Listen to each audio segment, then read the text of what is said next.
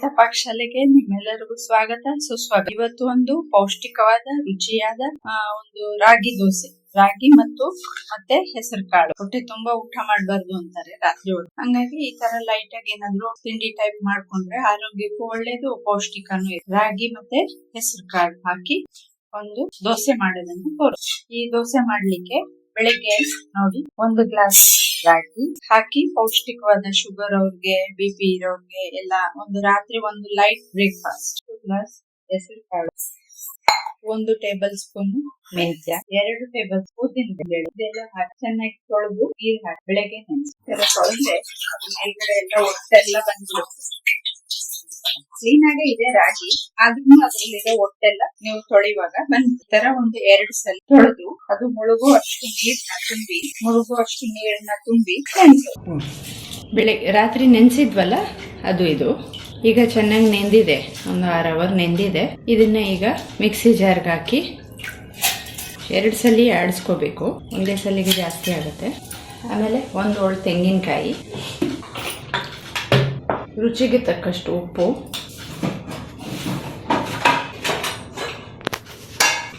ಒಂದು ಚಮಚ ಜೀರಿಗೆ,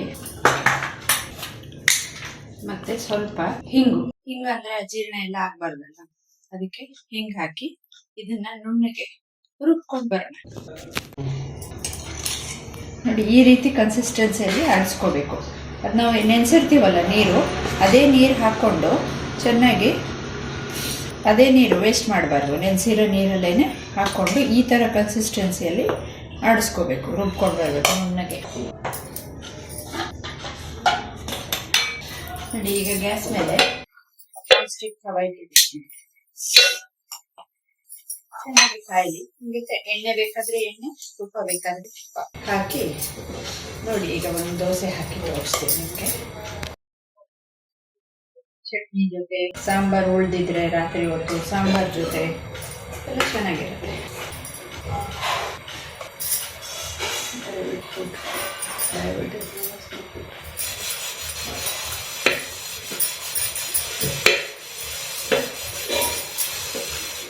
ಡಯಾಬಿಟಿಸ್ ಇರೋರಿಗೆ ರಾತ್ರಿ ಹೊತ್ತು ಒಳ್ಳೆ ಫುಡ್ ಇದು. ಎಲ್ಲರಿಗೂ ಒಳ್ಳೆನೆ, ಜೀರ್ಣ ಆಗುತ್ತೆ, ಎಲ್ಲರಿಗೂ ಒಳ್ಳೇದೇನೆ. ಅವ್ರಿಗಂತೂ ಇನ್ನೂ ತುಂಬ ಒಳ್ಳೆಯದು. ಸ್ವಲ್ಪ ಎಣ್ಣೆ ಈ ಥರ ಬಟ್ಟೆಯಲ್ಲಿ ಒರೆಸ್ಕೊಳ್ಳಿ. ಕಬ್ಬಣದ ತವ ಎಲ್ಲನೂ ಚೆನ್ನಾಗಿ ಬರುತ್ತೆ. ನಾನೀಗ ನಾನ್ ಸ್ಟಿಕ್ಕಲ್ಲಿ ಮಾಡಿ ತೋರಿಸ್ತೀನಿ. ಕಾಯ್ದಿದೆ ತವ ಈಗ ನೋಡಿ.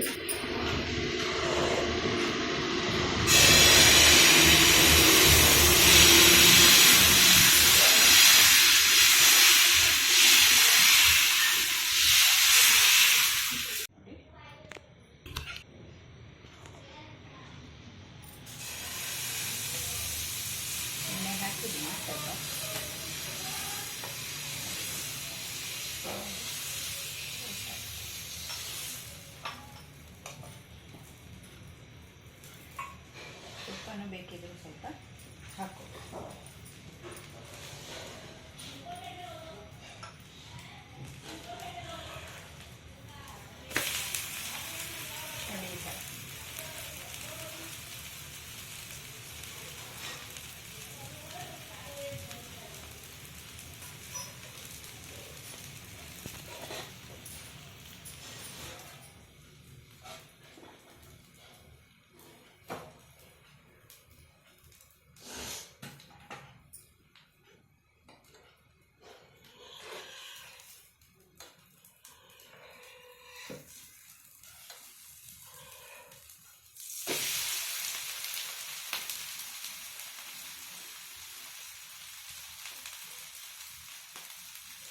ರಾಗಿ ಮತ್ತು ಹೆಸರು ಕಾಳಿನ ಪೌಷ್ಟಿಕವಾದ ದೋಸೆ ತಯಾರಾಗಿದೆ.